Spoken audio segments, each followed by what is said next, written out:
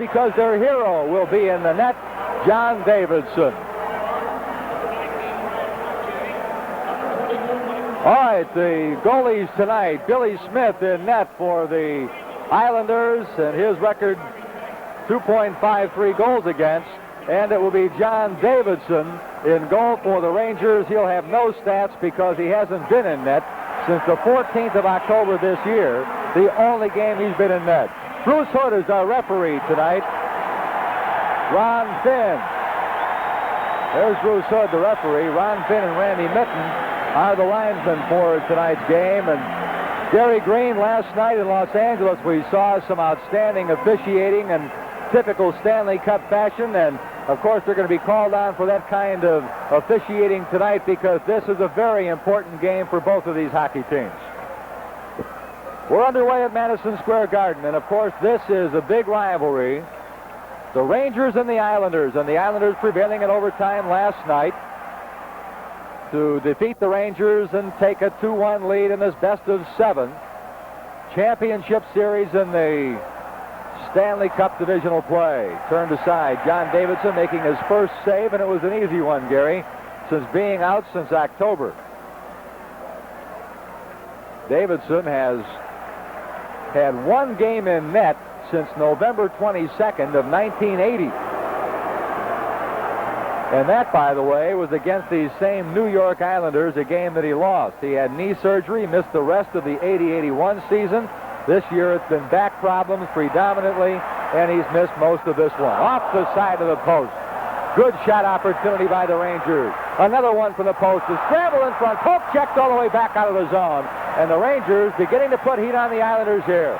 You've got to believe the Rangers came ready for this one tonight because they really had to sting from losing that one in overtime. And if you wanted to know how badly they wanted this one, they've gone to Davidson in goal tonight looking for anything that would really hype up this hockey team.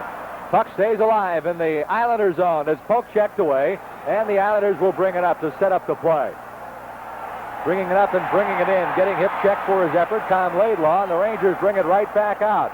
Controlling the puck, the Rangers bringing it out. It is Patoric. His skating is one of his trademarks. Islanders, each team right now just feeding each other out, center ice. Both teams now in the line change. 18:05 remaining. We're in period number 1. Wrist shot from the point, and the shot wide by Nystrom all the way to the point. Brought back out by the Rangers. Rangers will bring it up, a partial change on the play. And it's Rogers who can't bring it in. It's kept and saved at the point. It was cleared around the boards by Andre Doré. Doré behind the goal, ripping for the puck, but it comes to the point, clears the center rink. Rangers still own it. Controlled by Lainanen. He'll bring it up and in. Mikko Lainanen moves around the check of Janssen all the way to the corner. The hitting beginning to pick up on the boards in the corners. Stanley Cup hockey, the Rangers and the Islanders. Nystrom is spun around and gives a stick for the effort. Morrow from center ice rides it in, and Davidson turns it out. As he makes more saves tonight, you're going to know this crowd is going to come alive. They really like John Davidson at the Garden in New York. Puck stolen in the corner. Tonelli digging forward, taken away instead by Lainanen, and he'll bring it out. Left wing lead, Rogers, Mike Rogers, formerly of Hartford. He's been a real asset to the Rangers, and he rides one in for Billy Smith to turn aside, goes off in a line change. Gord Lane pulls it around the board to the point for the Islanders. Puck clears the center rink. They bring it up and in. Islanders go down deep for the shot. Save for the point blanking. Davidson, great play as he was ridden in deep, and a great shot opportunity by Trottier, who won it in overtime last night. Here come the Rangers, and the centering pass is spun away as Duguay was in the slot, but he couldn't get his stick down. Gord Lane owns the puck. He's for the Islanders, moves it across. They'll bring it out of their own zone. Left to right as we watch. Gord Lane pumps it in all the way to the corner, and is played by Davidson around. You're watching the official network of the National Hockey League USA, the Patrick Division Finals, Game 4, and the score after one period, 1-1 between the Islanders and Rangers. Joining me now, Gary Green, here in our USA Network studio. Last night, Gary predicted some of the trophy winners in the NHL. He predicted that the Hart MVP would be Wayne Gretzky, that the Calder Rookie of the Year would be Dale Hawerchuk, that the Lady Byng sportsmanship and dedication to hockey would be Wayne Gretzky, and that the Norris Trophy for best defenseman would be Doug Wilson of the Chicago Blackhawks. Tonight, Gary, we're going to put you on the line again. First, the Selke Award, which is for the best defensive forward in the league. Who do you think? Well, you know, Bob Gainey's won this award every single year that the trophy has been given, practically. So I think that this year, though, that there should be a surprise, and that should be that Craig Ramsey from the Buffalo Sabres, just a fine, excellent defensive forward. I think he deserves the trophy. He was second last year. He almost got it, close but no cigar. I think he'll get it this year. The Selke Award, rather the Jack Adams Trophy, is for the best coach of the year. Now, you think it belongs to a man up north. Well, both Don Cherry and I, we aren't coaching anymore, so we can't get it, that's for sure. But Tom Watt from Winnipeg just did an excellent job this year with that Winnipeg team. The biggest improvement ever in the National Hockey League, and so certainly coaches have got to get that credit. Tom Watt is certainly a very deserving winner of that. He's an excellent coach. He's coached for a lot of years, not in the National Hockey League, but in college hockey. He's coached in international hockey, and he's done a fine job with his team this year. Now, the Masterton Trophy is very similar to the Lady Byng. It's for dedication, perseverance, and contributions to hockey. Who do you feel is deserving of that award? Well, you know, of all awards, that's probably the most difficult one to really assess, because there's so many guys that are dedicated in the league. But I really think a guy, and I don't know whether he's going to win it or not, but if I was giving the award, I'd give it to Doug Jarvis from the Montreal Canadiens. He's one of the most dedicated players that I know of in the National Hockey League. He really takes part as well as outside the game of hockey as far as his dedication goes, as far as putting something back into hockey and outside. With the young kids, with social groups, he really is a 24-hour hockey guy all year long, and I really think he's done a lot for the game. The Vezina Trophy this year, there's been a change. The William Jennings Award will take the place of what the Vezina stood for in the past. That is the top goaltending team in the National Hockey League. The Vezina now is voted upon by the general managers for the goaltender who's made the most contribution to his team. And here is where some skeptics might want a little piece of you. Who do you think? Well, this award, you know, is voted by the general managers, and it's based on an 80-game season. And quick kicking me, Al, because I know you don't like my selection for this one. Well, I've given it to Grant Fuhr, the young first-year goaltender for the Edmonton Oilers. They had a fantastic year, and the reason I gave it to him, because not only was he right up there as far as percentages with the best, with the Walmsleys that you might expect to get it from the Montreal Canadiens, but this guy, he's playing on an offensive-minded hockey club, not a defensive-minded hockey club, and so really, with all their great goal scorers, they don't do an awful lot of back-checking. It's the forechecking that they do. So I've given it to Grant Fuhr, and I know he's a first-year guy, but I just think he's very deserving of that award. And put aside the playoffs, because it's only on an 80-game basis. I don't know. I'm not a general manager. They're the ones that are voting, but my vote would go to Grant Fuhr. Well, Gary, if you do well on these selections, we'll go to the track after the season is over. Now, let me ask you quickly about John Davidson. He's the story of this game. Hasn't played since October 14th. What were your impressions of the way he handled the posts? Well, he's going to be the story of this game one way or another, because of the decision by Herb Brooks to play him. If it's a good decision and they win the hockey game, then certainly John Davidson will be the hero. If not, I'm afraid that he's going to take a lot of the criticism. But I thought that he played well, considering the fact he hasn't, as we've said many times tonight, hasn't played since October the 14th. I thought he really looked fairly sharp in there, and he was tested a fair number of times. You couldn't blame him on that goal that was scored. When you leave Bossy alone for rebounds, you can't expect it to be the goaltender's responsibility. I don't know. So far, I think it's been a pretty good move. Let's face it, Eddie Mayo couldn't play because he's injured, and I guess that Herbie Brooks wasn't really too happy with the play of Steve Weeks.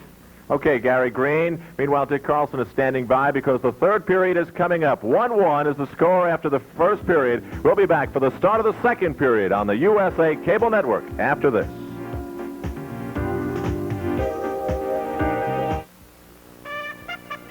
Forecast is for more snow and hazardous driving conditions. Watch out for slippery going. We'll make it, Sarge. When people are counting on you to come through, it's nice to have a Toyota Corolla Tercel pulling for you. The 1982 front-wheel drive Toyota Tercel, Toyota's lowest-priced car. The Toyota Tercel, a car that pulls its own weight. And a little bit more. Tercel! Larry Bird and Dr. J are playoff bound. You can be too with NBA Today.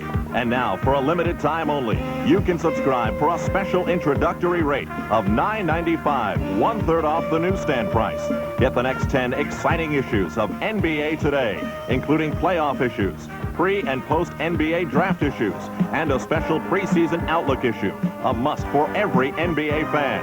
NBA Today is packed with features on your favorite NBA stars, as well as regular columns by well-known basketball experts, action photos, and complete statistics. To receive your 10 issues, send $9.95 to NBA Today, 663 Fifth Avenue, New York, New York 10022. Or to order now, call toll-free 1-800-528-6050. That's 1-800-528-6050. Don't miss any of the action from tip-off to playoff.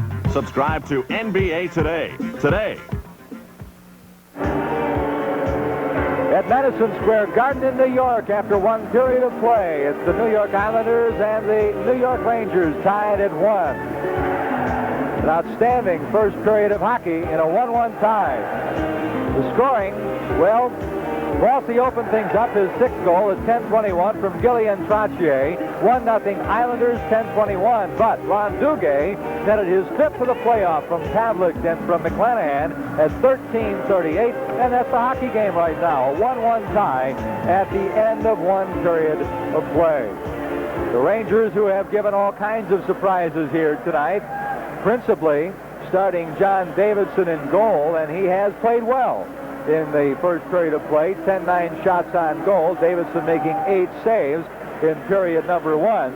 He had only 7 games in net, playing down at the American Hockey League, getting himself actually tuned physically to be ready, and then in a surprise move today, Herb Brooks put him in net. He's produced, and it's a 1-1 tie after 1. We're ready for second period hockey. Patrick Division Finals in the Stanley Cup, Madison Square Garden, New York. Trottier and Duguay get ready for the face-off to open period number 2, and it's owned by Potvin of the Islanders. Move it on the boards, and we'll see now if we can pick out what was discussed during the intermission. Barry Beck, checked by Bossy, who apparently is all right after suffering from an injury in period 1. Duguay, for the Rangers, hits the lead man. Brought up and in, the drop pass down to Pavlik in the corner, and his centering pass is broken up. Islanders leading it right back out. Rangers loose puck center ice. Duguay plays it off again to Barry Beck. Moves it over on the wing. Ruotsalainen back out to center rink. Duguay goes after it, lets it play off the boards. Kenny Morrow there for the Islanders, number 6. And he brings it up and in. Fans it on the boards in the corner. Beck takes him off the play and goes down. He's on the puck and will face it off in the Ranger zone. Just underway, second period. Barry Beck, captain of the New York Rangers. Acquired, you may recall, a year ago from the Colorado Rockies in the NHL. Highly publicized trade and a good one for the New York Rangers without question. Not only did they get a superb defenseman, but they got a captain. Face-off will be to the left of John Davidson in the Ranger zone. Butch Goring is in for the face-off. He'll be on the draw against Gary Burns, the youngster who played so well here tonight for the Rangers in only his second playoff game. Dory moves it on the wing. Connor leads it out. It's shoveled backhand into the Islander zone. Whacked around the boards past Connor by the point. Here comes Goring. He's brought down from behind by Burns. That'll be a penalty. Leads it out. Oh, they say it didn't come over the blue line, and so the Islanders keep it alive. Centering pass all the way to Merrick in the corner. Drops it to Nystrom. He's checked off the play. Now the Rangers can break out. It's 2-on-2. They'll have to hurry. Laidlaw over the right point. Looks for help. Tries to center, and he can't get the pass in the slot. The Islanders have a chance to bring it right back. Nystrom pulls it back. Potiu got nailed as he came out trying to put a check on Nystrom. Watch it now. Potiu came across looking for the number on the truck. Centering pass from the corner all the way to the point. Morrow for a shot. Loose in front. Saved by Davidson on the rebound. Merrick in the corner. He puts on the heat. Tries to center. It's behind the goal. The scramble is on. Puck is loose. Penalty coming up on Dory, I believe, of the Rangers. He took a man down. It'll be holding on Andre Dory. And so it'll be a power play again for the Islanders. 8:06 remaining in the second period in a 2-2 tie. For our local affiliates, we'll pause now. You're watching Stanley Cup playoff hockey on the USA Network. Everyone remembers the 1980 U.S. Olympic gold medal winning hockey team. At that time, Herb Brooks was the coach of that team and Craig Patrick was the assistant. Well, today the roles are slightly reversed. Craig Patrick is the general manager and Herb Brooks is the coach, so you could say that Craig Patrick is the boss. Well, I'm going to ask Craig Patrick how that relationship has changed over the years and what their relationship is now. In addition to that, we'll take another look at USA's In Profile series. All that coming up at the end of the second period, so stay tuned. Andre Dory off for holding. Well, we're going to see exactly why Andre Dory's off for holding. Is there any question on this one? John Tonelli put right up against the net, held. There's the puck laying over along the side of the boards. And the Islanders 0 for 2 in the power play tonight have another man advantage in a 2-2 tie. And the Rangers do a nice job. Robbie Patora controlling it to get it out of the zone. Islanders back at their own line to set it up. Dennis Potvin moves it across. 2-2 tie, second period. Time with the penalty is 11:54, second period. Now the Islanders can't get out of their own zone. Duguay back, puts on a good check behind the Islander net. He comes over to put on some more heat. Bob Bourne will bring it out. Right wing, Tonelli shoots it in, rides the boards all the way to the near side. Van Ney moves it up to Duguay, double team. They try to get it out of their own zone. Trottier keeping it in. Again, the scramble on the boards. Then the Rangers prevail. They get it out of their own zone. The crowd shows its approval. A full house here tonight, Madison Square Garden. Right now, the Islanders having trouble on the power play. They're offside at the Ranger blue line. We see Mike Bossy, Dick. You know, I think this guy's hurting a little bit. He had a little nagging injury in that Pittsburgh series, and I think it really kept him from playing his best. You know, I think there's nothing more right now that they would like to do than win this game and try and wrap it up on Wednesday night. Here we see the score. Quebec 5, Boston 1 in the second. Crowder picking up the goal for Boston. That breaks the shutout for Quebec. I'm not sure that they're counting their shutouts now. They just want to win the game. Potvin for the Islanders in the power play. Looks for the charging Bob Bourne. Muscled by Laidlaw all the way to the corner. Put on the boards hard. Checking there by Trottier, and they've blown the whistle on the play, freezing the puck on the boards for a face-off. You know, an oddity on that Quebec-Boston series, during the season, Quebec won all 3 games at Boston. Boston won all 3 games at Quebec. Now in the playoffs, Boston has won twice at home. Quebec on the verge of trying to do the same. Well, certainly that series has been very unpredictable during the course of the season, and I guess we really shouldn't have expected it to change during the course of the season. Rangers have outshot the Islanders 5-4 here in the second period. Bossy pumps it around. Trottier back to Bossy, back to Trottier. He tries to center, does score! He had Gillies wide open in front. They move that around to perfection. Bossy to Trottier, Bossy to Trottier, to Gillies in front of the net before Davidson could move. It was in the net behind him. 3-2 on the power play goal. Well, Dick, these 3 guys have played together for a long time, and is it any wonder that they know where each other are at all times? Right off that face-off, Trottier knows where that puck's going. He slides her back to Bossy, and again, behind the net play, these guys do so well. If it isn't Bossy in front of the net, it's Gillies in front of the net, and Gillies wastes no time at putting it home. We're going to see from a different angle, again, that pass to Bossy, but again, he knows that Trottier is going to be heading right for that net, and as soon as that happens, you know, the Ranger defense should know. They've seen the Islanders play enough. They played them enough to know that that's a dangerous situation. When either Trottier or Bossy are behind that net area, they've got to cover that slot area. You see John Davidson leaving the game. Davidson may be hurting. And remember, he had the leg problems, he's had the back problems, and Davidson heading for the dressing room. So it's 3-2 in favor of the Islanders. We'll have more in a moment. The official network of the National Hockey League is bringing you live hockey from New York City. More in a moment. With police clearing the racecourse, Dan Gurney and his Toyota Supra challenge the streets of Long Beach, home of the Toyota Grand Prix. It takes the right stuff to take on a challenge like this. Dan is heading for the Queen Mary. The race circuit tests Supra's twin-cam 6-cylinder power. Tight turns test Supra's independent suspension. And changing surfaces challenge Supra's integrity. It takes the right stuff to be Motor Trend's Import Car of the Year. That's the right stuff. Oh, what a feeling. Supra. Toyota. Steve Weeks taking some practice shots with Davidson leaving due to injury. Davidson leaves 13:08 into the second period. He faced 14 shots and had 11 saves. And so the experiment by this man, Herb Brooks, may not have paid off the way he would have expected. Apparently, Davidson has hurt something in the back of his knee. We don't know if it's the same knee that experienced surgery 2 years ago.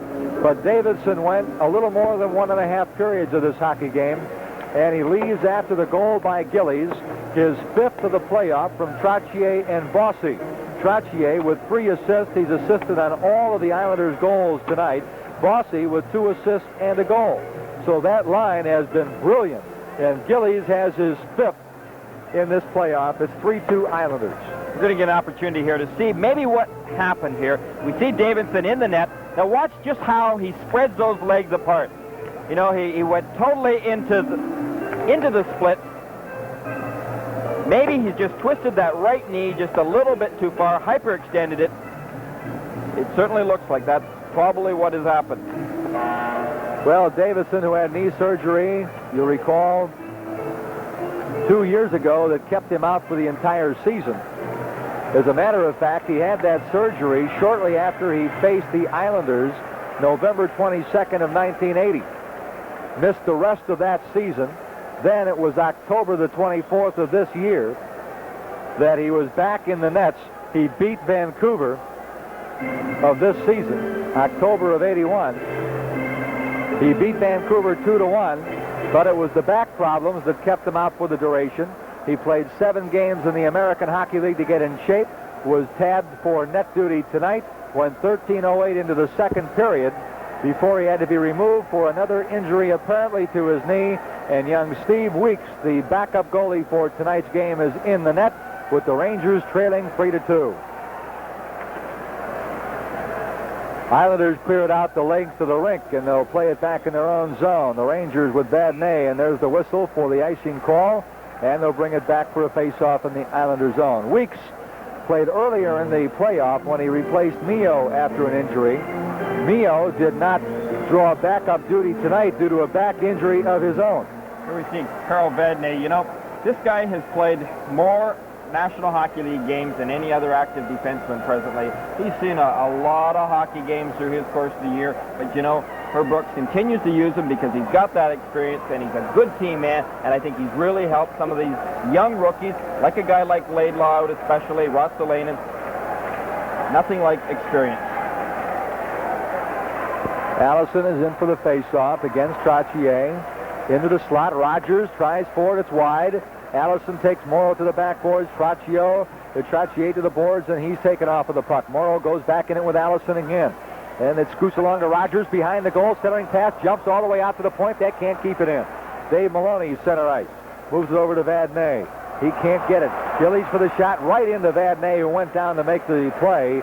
He doubles up and will face off in the Ranger zone. And that play right there shows the experience of Vadnais and the years in the league, because that is old-time hockey, that defenseman going down on it.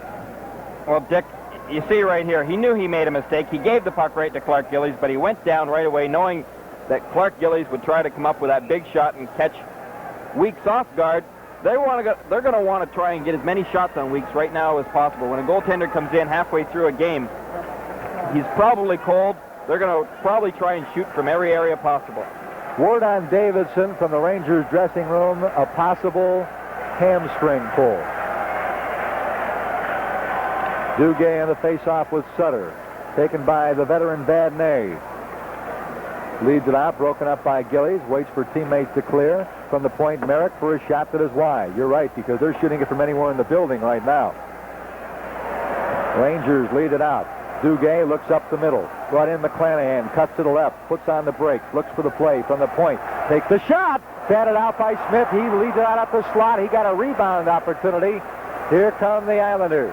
Onto the wing. It's taken by Sutter. He has some pressure. Drops it behind the goal. Dave Maloney is there. Looks for help. Duguay to play it. Duguay is the kind of player, when he gets his stick on the puck, you know excitement is beginning to generate. The fans just want to see him get the puck. Islanders take it away, bring it out. Now they've got a potential 3-on-1. McClanahan racing to come back. Centering pass by Tonelli gets all the way through the slot to the corner with Sutter charging, and the Rangers can return the favor if they hurry. They had a chance to come back 3-on-3 and couldn't get it done. They dump it in. Rangers changing on the fly. 5:17 to go, second period. Islanders on top, 3-2. They dump it in from center rink, and that'll be an icing call. They'll bring it back for a face-off in the Islanders' zone. 3-2 Islanders lead, and in the shot-on-goal department, it's a 16-14 edge that belongs to the Rangers. Is this guy well liked in this city? Boy, I tell you, after he went to Hartford, these fans, they wanted him back again. So Nicky Fotiu back in New York, and is he ever happy? He is. You notice after the pregame warm-ups, he's out there throwing those pucks up to his fans. Something else about him, too, Gary, and that is that for years he was regarded as an enforcer, any of the other ugly words attached to that kind of a player. When he came back to the Rangers, he made up his mind he was going to really try to play hockey and contribute as a player and not be known only for his physical ability.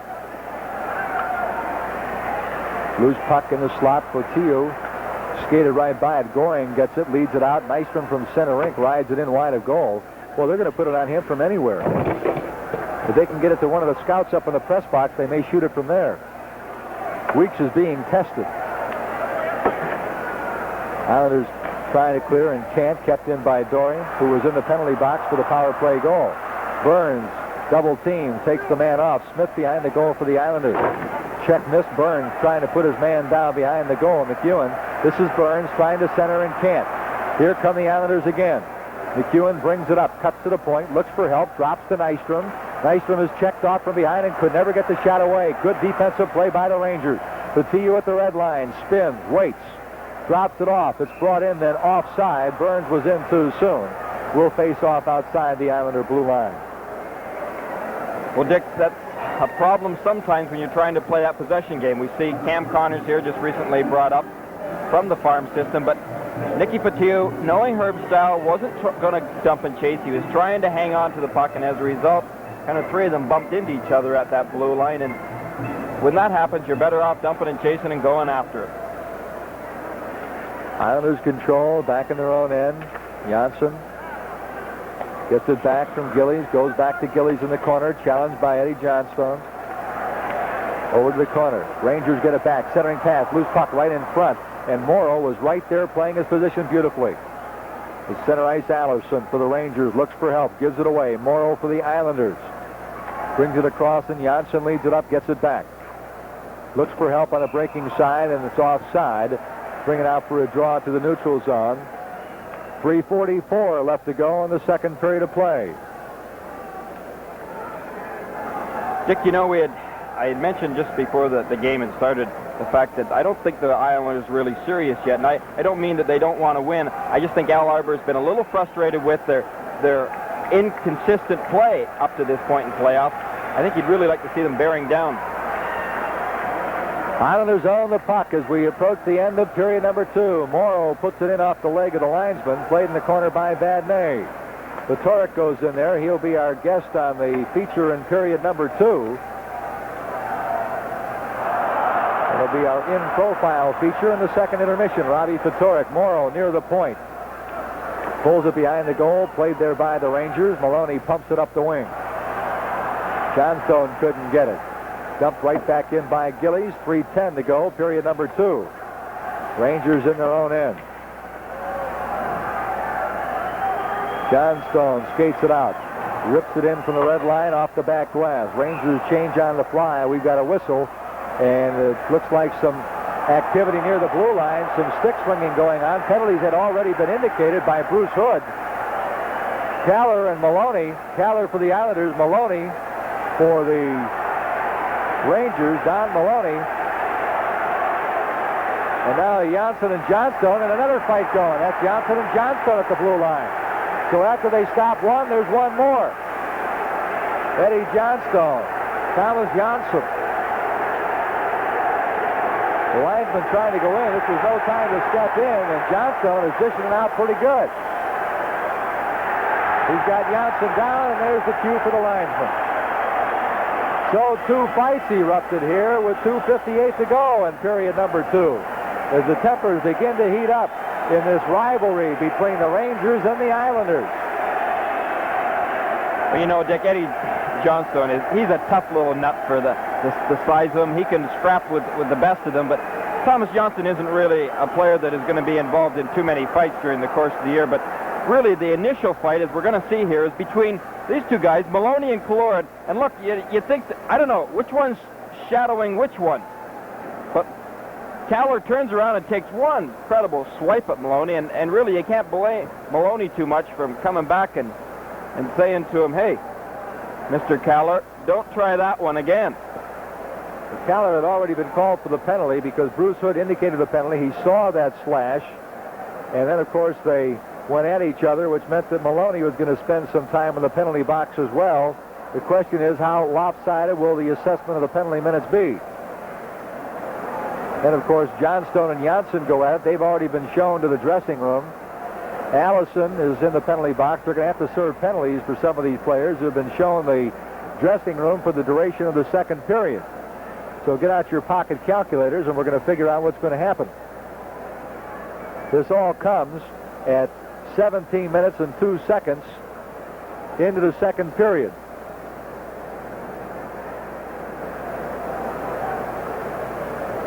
As an aside, just to bring you up to date on news from the dressing room, where several Ranger players are headed, as well as several members of the Islanders in the Ranger dressing room, Eddie Mio is getting the pads on, despite the fact that he is slightly injured and was not dressed for the backup role in the net tonight. With the injury to Davidson and Weeks in goal, Mio will appear on the bench in the third period. There's Anders Kaller,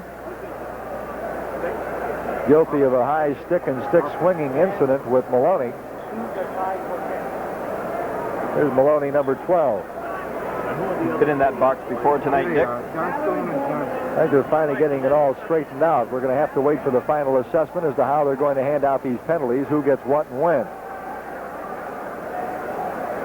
Dick, an interesting point, I think, to the fans is that Eddie Mio, is, as you indicated, is starting to dress now, irregardless of the fact that he was listed as injured before the game. The question has arisen many times before is if the next goaltender gets hurt, in Steve Weeks' case, if Steve Weeks was to get hurt, who would end up going in net if you couldn't dress that third goaltender? Well, I understand that the Rangers have been inquired into your availability. I can't stop pucks, that's for sure. I can't score goals and I can't stop pucks. But they did make that rule change this year so that a third goaltender in the stands could come out of the game, because otherwise you were forced to have to put a defenseman possibly in the nets. And I don't know any defensemen, too many defensemen in the National Hockey League that want to go in and stop pucks. I was going to say that would be very exciting for the fans, but not too exciting for that defenseman. Well, it almost happened to me one night in Montreal, whereby we had both goaltenders hurt.